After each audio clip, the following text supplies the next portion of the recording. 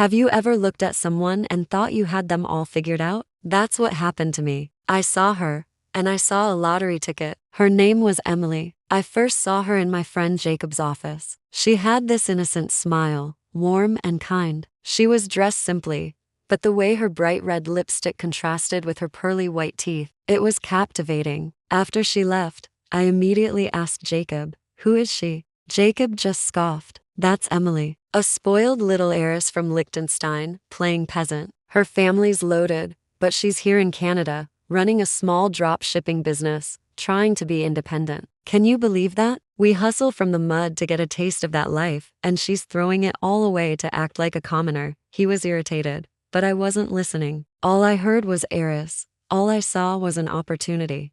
"How can I meet her?" I asked, my mind already racing. Jacob was furious. "Vincent, are you serious? You just got to Canada, you're squatting with me, trying to get a degree, and the first thing you chase is a woman? A naive one at that? Focus." But I was persistent. To me, this was the hustle. He saw a foolish girl. I saw a shortcut to the life I dreamed of. Jacob, annoyed, finally gave me her business card. "Do what you want," he said, washing his hands of it. "Just don't come crying to me." That card felt like solid gold. I spent 3 days planning my every move, crafting the perfect story. I called her, we went on a date, and I thought it would be easy. I was a handsome guy. I knew how to talk. But Emily, she was different. She was stubborn. She'd politely mock my clothes, my taste. She had standards. It took me 9 months and 3 dates before she finally agreed to be my girlfriend. By then, I was already in school, working a job Jacob helped me get. Emily started dressing up for me, trying to impress me. I'll admit,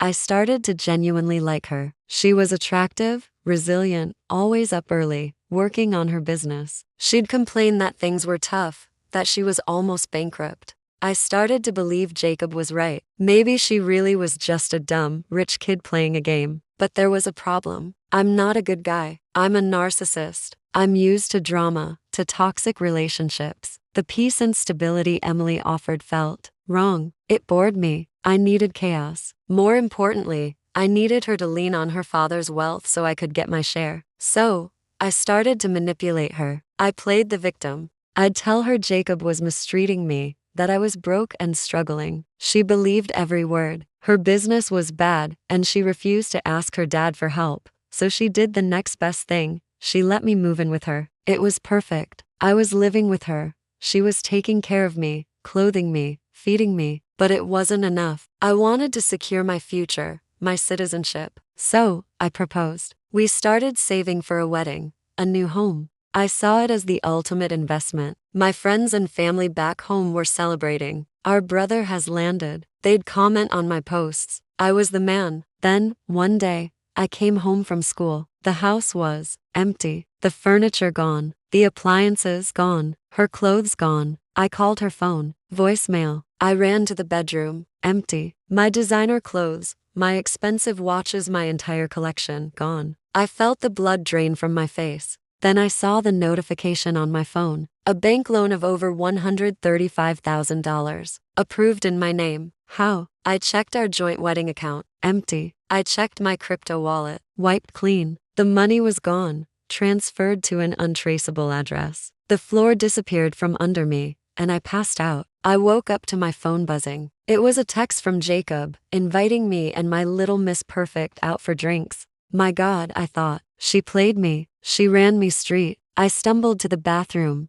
my head spinning. As I stared at my reflection, I saw a note stuck to the cabinet. It read, "Dear X, I could tell from the look in your eyes you never loved me. I read your chats, your dirty texts to other girls, promising them marriage. I read your chats with Jacob, calling me your little she-devil, your Miss Perfect, just a tool to get what you want." It was all a game, wasn't it? Well, cheers. We have a winner. Enjoy your latest designer clothing. Penury. My heart shattered. I called Jacob, my voice trembling. "Bro, I've been played."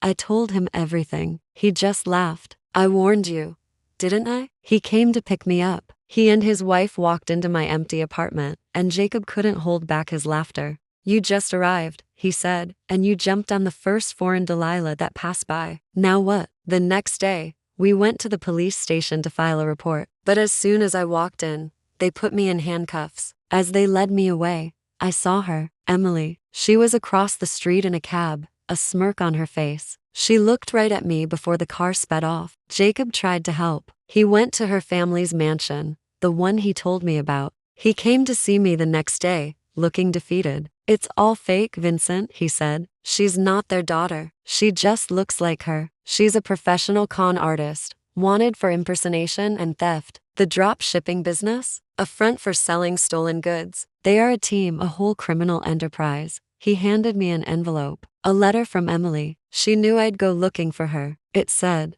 "How do you like the prison food?" I was trying to be a better person, you know? But you reminded me why I went rogue. Relationships are not investments, and people's hearts are not coupons. I hope you get out of this mess. And when you do, please don't look for another victim. You never know what it will cost you. I was the fool. I was the one who was played from the very beginning. She deliberately caught my attention that day in Jacob's office. She saw my greed, my ambition, and used it against me. I thought I was the manipulator, the one pulling the strings. But all along, I was just a pawn in her game. I was the victim who walked right into his own trap. Poverty, penury, it can push people to do desperate things. I wanted to escape it so badly that I was willing to destroy someone else for it. But I chose the wrong person to mess with. I learned the hard way that when you treat people like a game, you risk meeting a player who is leagues above you. And when you lose everything. Thank you for watching. Remember to be kind, to be genuine, because you never truly know who you're dealing with. If you enjoyed this story, please like, share, and subscribe for more. See you next time.